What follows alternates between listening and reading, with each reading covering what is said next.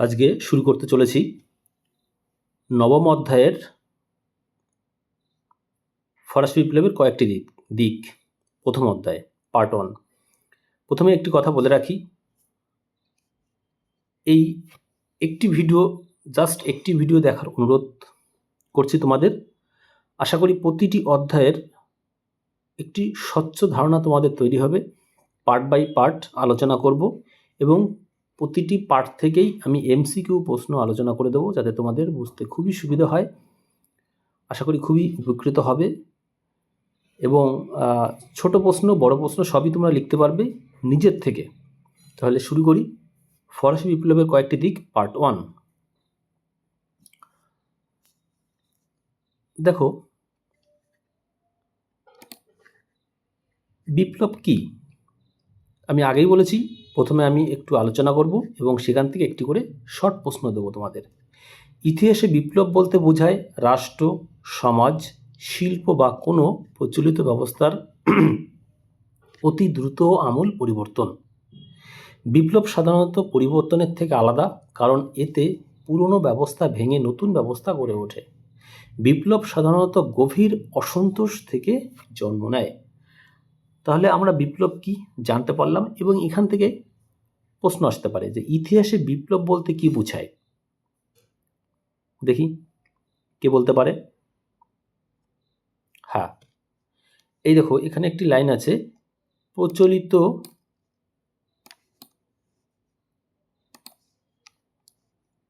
প্রচলিত ব্যবস্থার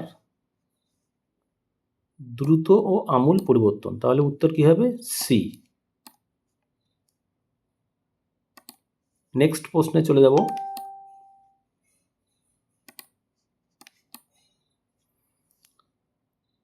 দেখো, ফরাসি বিপ্লব ছিল একটি সুদূরপ্রসারী রাজনৈতিক পরিবর্তন। এতে প্রচলিত শাসক ও শাসন প্রণালীর পরিবর্তে নতুন শাসন ব্যবস্থা গড়ে ওঠে। এই বিপ্লবের ফলে পুরাতনতন্ত্র বা অসিয়া রেজিমের অবসান ঘটে। সামাজিক, রাজনৈতিক ও অর্থনৈতিক ক্ষেত্রে বড় পরিবর্তন আসে।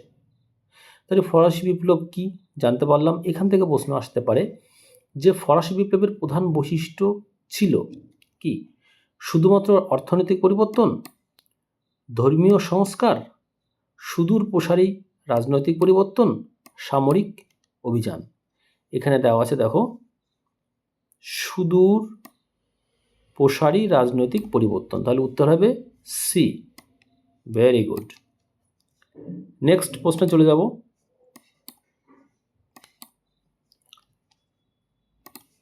অসিয়া রেজিম কি? প্রশ্ন আসতে পারে। অসিয়া রেজিম বলতে ফরাসি বিপ্লবের আগে প্রচলিত প্রাচীন শাসন ব্যবস্থাকে বোঝায়। ফরাসি বিপ্লবের আগে প্রচলিত প্রাচীন শাসন ব্যবস্থাকে বলে অসিয়া রেজিম। এই ব্যবস্থায় রাজতন্ত্র, সামন্ততন্ত্র ও বিশেষ অধিকার ভিত্তিক সমাজ ব্যবস্থা ছিল। বিপ্লবের ফলে এই ব্যবস্থার অবসান ঘটে। তাহলে অসিয়া রেজিম কথাটির অর্থ কি? কি হবে? নতুন শাসন, প্রাচীন শাসন ব্যবস্থা, গণতন্ত্র, প্রজাতন্ত্র। কে বলতে পারে দেখি। দেখো, এখানে দেওয়া আছে প্রাচীন শাসন ব্যবস্থাকে বোঝায়। তাহলে উত্তর কি হবে? বি। ভেরি গুড, প্রাচীন শাসন ব্যবস্থা। নেক্সট প্রশ্ন। ফরাসি বিপ্লবের গুরুত্ব। দেখো, ফরাসি বিপ্লব হয়েছিল 1789 খ্রিস্টাব্দের। ফরাসি বিপ্লব শুধু ফ্রান্সেই সীমাবদ্ধ ছিল না, এটি পরবর্তীকালে পৃথিবীর বিভিন্ন দেশের বিপ্লবী আন্দোলনের আদর্শ ও অনুপ্রেরণা হয়ে ওঠে। স্বাধীনতা, সাম্য ও ভ্রাতৃত্বের আদর্শ ছড়িয়ে পড়ে। তাহলে MCQ 4 প্রশ্ন আসতে পারে। 1789 সালের ফরাসি বিপ্লব গুরুত্বপূর্ণ কারণ এটি শুধু ফ্রান্সের সীমাবদ্ধ ছিল, এটি ইউরোপের বাইরে প্রভাব ফেলেনি, এটি বিশ্বব্যাপী বিপ্লবের অনুপ্রেরণা দেয়, এটি রাজতন্ত্র শক্তিশালী করে। উত্তর কি হবে?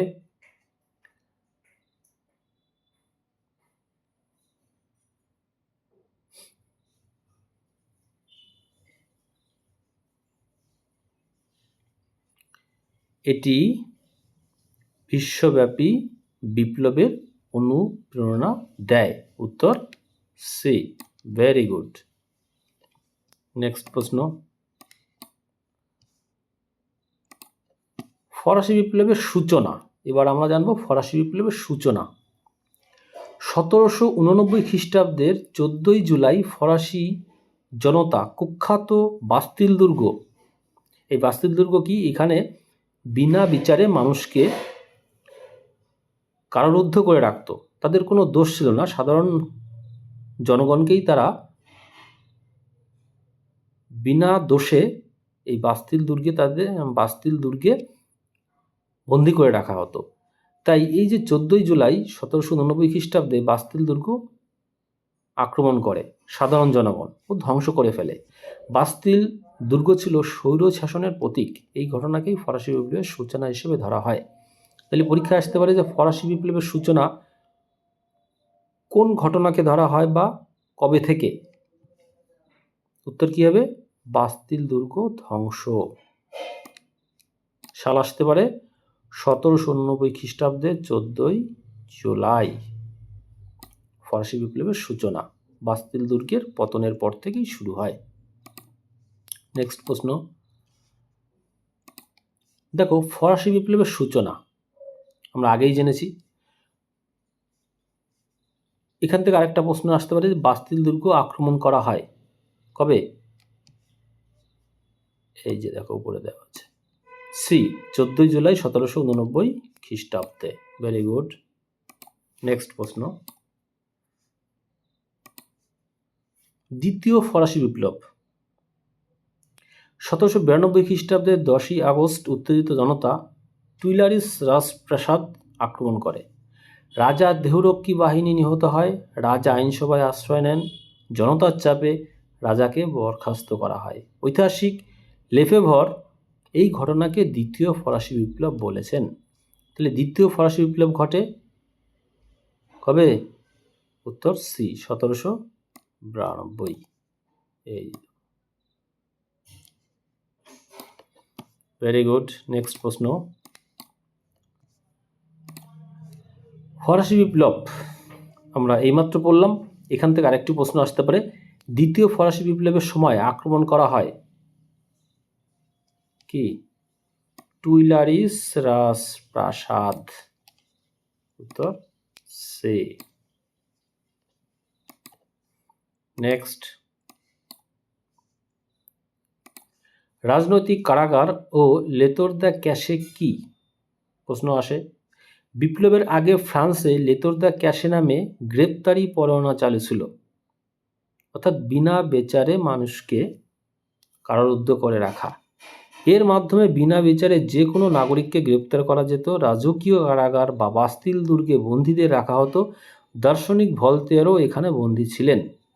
অর্থাৎ লেতর দ্য ক্যাশে হচ্ছে মানুষকে বিনা বিচারে কারারুদ্ধ করে রাখা, তাকে বলা হয় লেতর দ্য ক্যাশে। অর্থাৎ ফ্রান্সে বিপ্লবের পূর্বে এই লেতর দ্য ক্যাশে নামে একটি গ্রেপ্তারি পরোয়ানা ছিল। তো লেতর দ্য ক্যাশে কি ছিল? গ্রেপ্তারি পরোয়ানা। Very good. নেক্সট প্রশ্ন,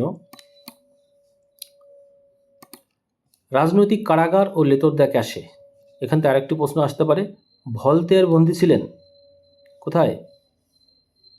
এই দেখো এখানে আছে, দার্শনিক ভলতেয়ারও এখানে বন্দী ছিলেন।